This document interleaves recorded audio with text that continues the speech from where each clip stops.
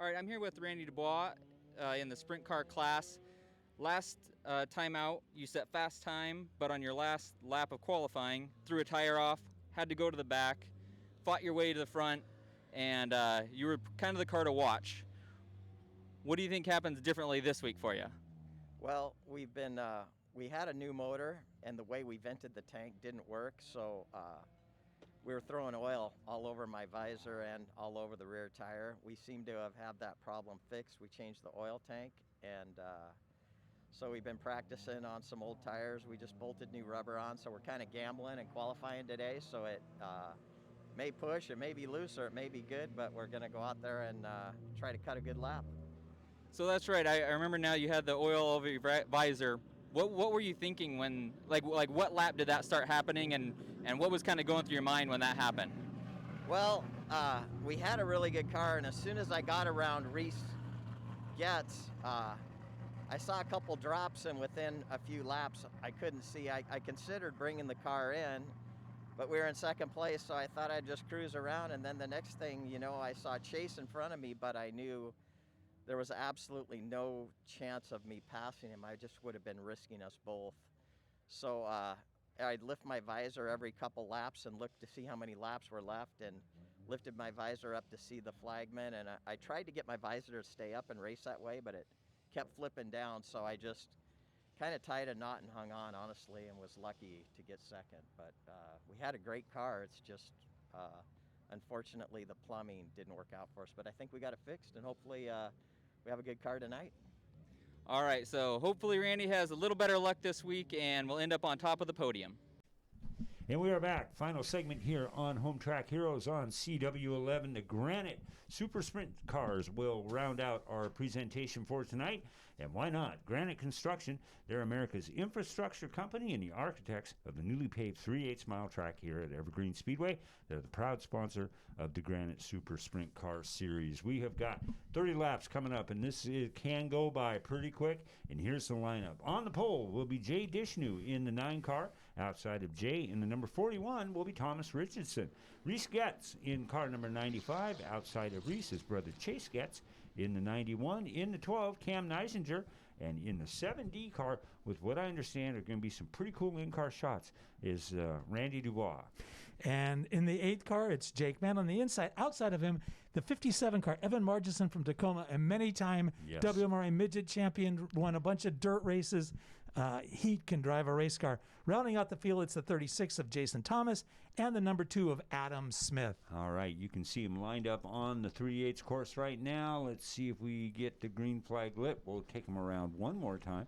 And again, thanks to the Cascade push trucks, we couldn't have a series like this without these guys getting them started off. And boy, these guys, you see one of these cars get out of shape, boy, those Cascade push trucks, all the emergency crew are really on these guys. Steve, these cars don't have starters, so they need a push truck to get pushed. The driver's sitting with the drive shaft between his legs. It's in a torque tube assembly, so it'll protect him.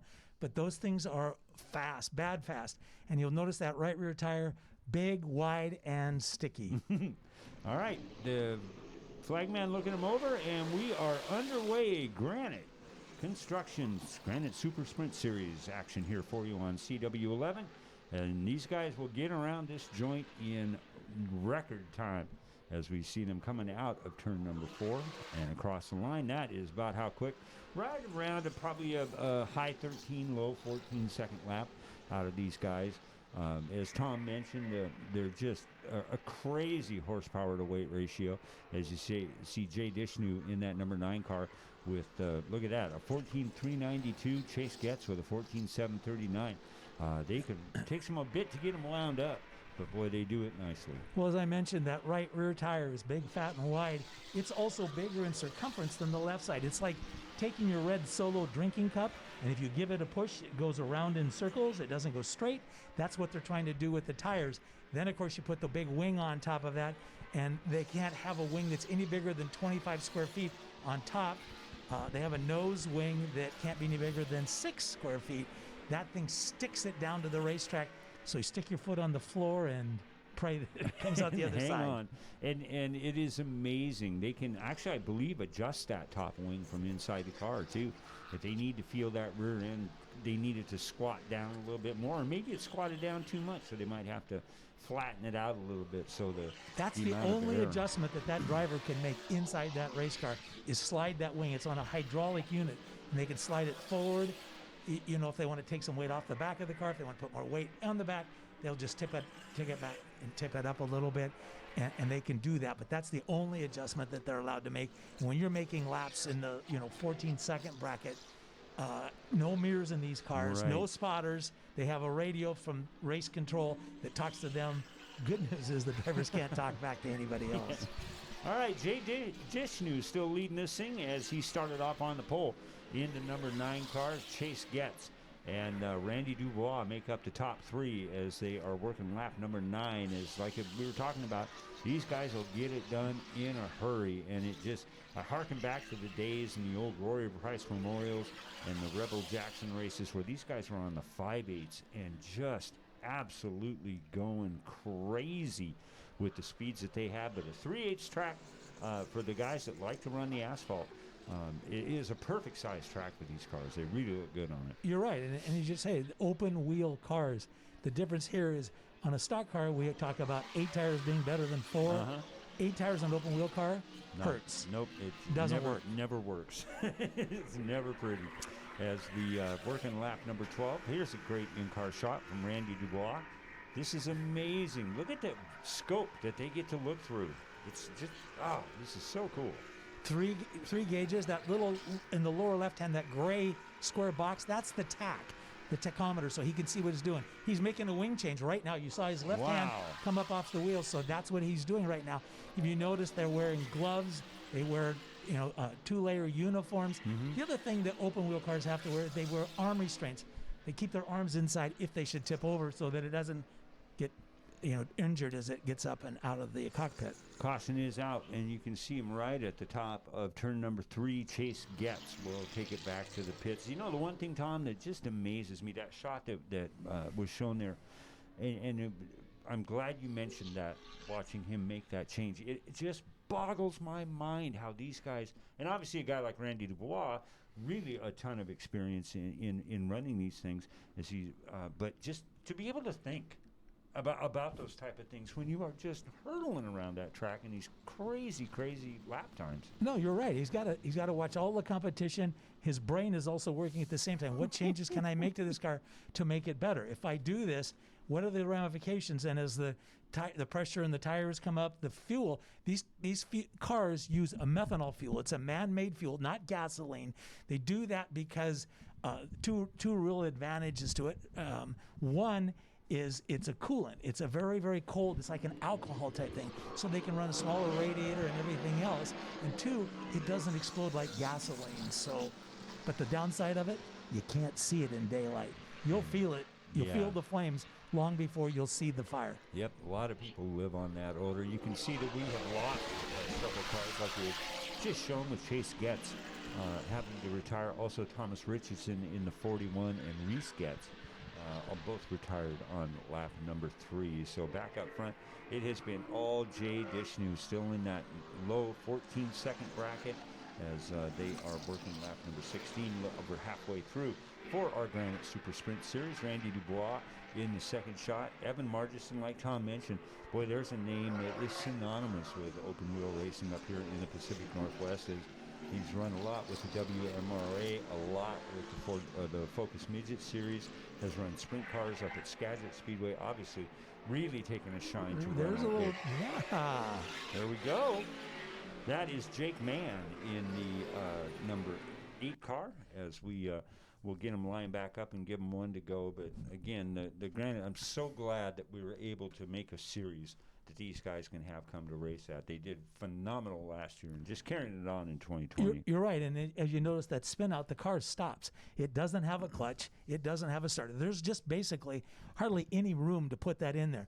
That driver kind of wears that race car. You don't get into it. You just kind of put it on and go after it. It wears you is what it does. All right, let's get it back up here with 14 to go for our final main event here on Home Track Heroes. Thank you guys, every one of you, for checking out what it is we've been doing. A great way to spend a Sunday night, flipping on Channel 11. CW11, I guess, thanks to the people up in Canada that are able to pick it up, and all of you guys around the Pacific Northwest. It's really, really cool to be able to do this for you as they are getting checked out. Flagman is got the green out. We are back underway. It is still all Jay Dishnu and that beautiful number 7 car of Randy Dubois in the second spot, and Evan Margison and that back in that third spot. Evan Margison, a second-generation racer. His dad, I raced against his dad a number of years ago. Their equipment is always top-notch, first the cabin. And Evan, that's what he does. He restores and maintains road race cars. Oh, no kidding. That's the day job. Oh, and wow. if you need something built, welded, whatever, that kid can put it together. Oh, these guys are so amazing with talent like that. I got to find out more about that because I love seeing those old restored race cars that obviously it looks like something he can do fairly well at. As we're coming up on 10 to go, as they come across the line, still in, boy, Jay Dishnu really peeled the lap off on that one, a 14.093. He might be getting down into that high 13-second bracket here. That'll be kind of cool if he can pull. He's a little bit slower on that lap. A 14.149 to Randy Dubois and a 14.507. Pretty even between Margison and Dubois with lap times. Well, and as I said, there's no mirrors in these cars. There's the communication that's coming from above is only telling them of yellows and when they're going to go green like that. So as a race car driver, you're out there just running as hard as you can. You have no idea if the competition is a car length behind or half a lap behind. The nice thing about it, the only thing you can do when they get close enough is hopefully you can hear them. Yeah. You feel them, you sense them that are there.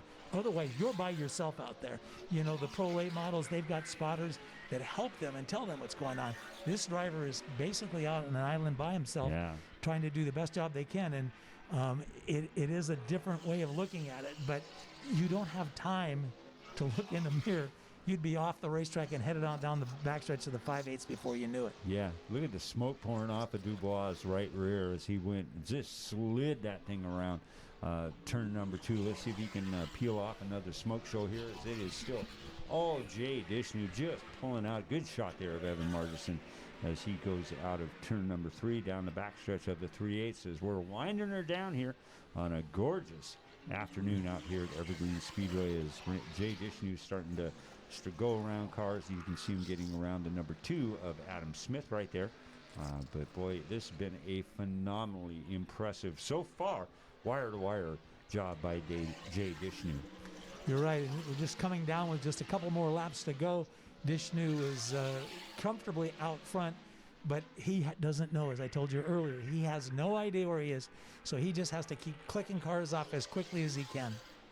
All right, we'll see the checkered flag coming out next time for, if he hangs in there, Jay Dishnu. He's still a great shot there of Randy Dubois as he is trying everything he can, but it is just too much Dishnu as the white flag comes out, and in about 14.2 seconds this thing will be done as he is now out into turn number 3. You see the second spot of Dubois across the start-finish line and wrapping this baby up, and a nice win for Jay Dishnu. And we'll bring him up here in a few seconds for the trophy presentation at our Angel of the Winds trophy stand, and we'll get Derek Hobbs down there to talk to him and find out how it went. In the Angel of the Winds winner's circle, I'm here with Evan Margison, coming in 3rd place. Lots of restarts. What's going through your mind when you keep getting those restarts over and over? Yeah, just trying to pick up spots. It's when you're on the inside like that, it kind of traps you getting into one, so it kind of makes it hard to do anything. But starting so far back, we kind of put ourselves in a rut in qualifying there. So wish we could have started a little closer to the front. Maybe would have had a shot. Getting a couple spots better. So when you did get those yellows, were you thinking, okay, now I have a chance, or was it were you a little worried about having enough speed to catch the guys up front?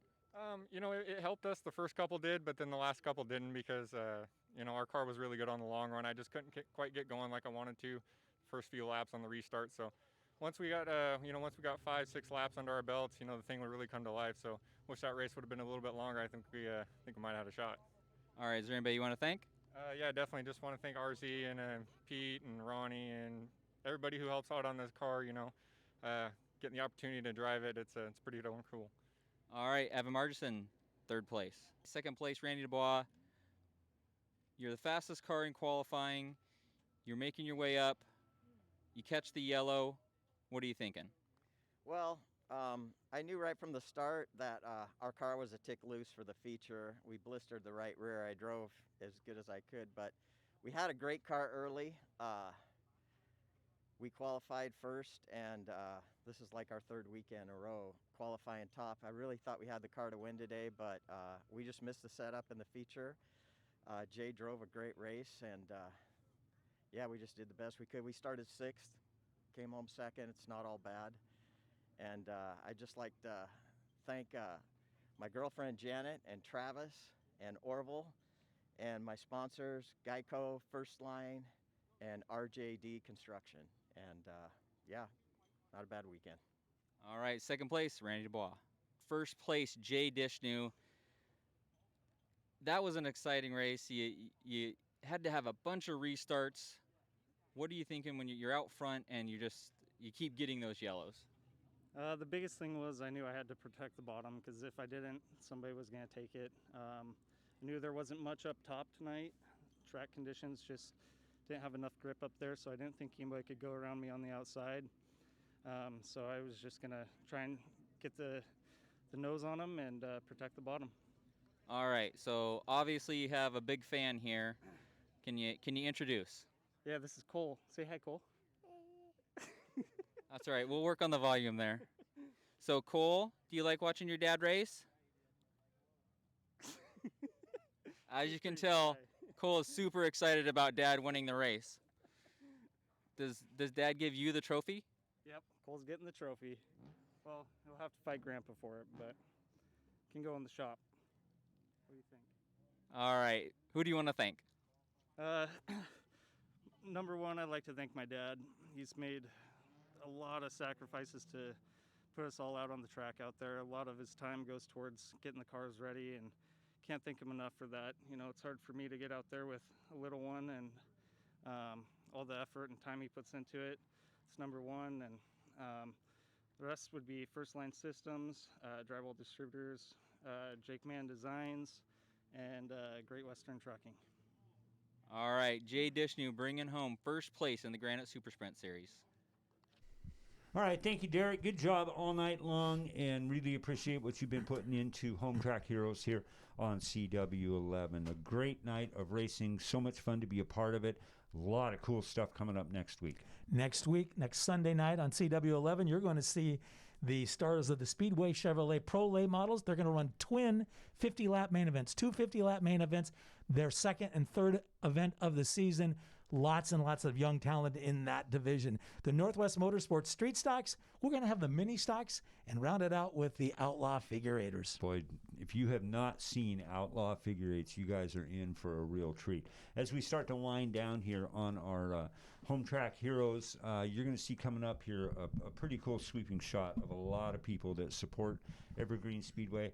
You know, Tom brought it up a lot last week. We've been trying to do it all season long, but when you go to these places, let them know that you heard about them at Evergreen Speedways, especially outfits like Hill Street Cleaners, the ones that are here in Monroe Grocery Outlet, J2 Racing, HCI Steel Building, Seattle Tan, all of these guys. We really appreciate everything that you have done for us and being able to put this season together and support these guys, and it's always a good deal. We'll be back next Sunday here on Home Track Heroes, CW11, 5 o'clock. I'm Steve Mortland. He's Tom Glithero. And to everybody that's involved in this, be safe this week. We'll see you next week right here on Home Track Heroes, CW11. Thanks for watching Evergreen Speedway's Home Track Heroes on CW11. Join us next week for more great racing from Evergreen Speedway.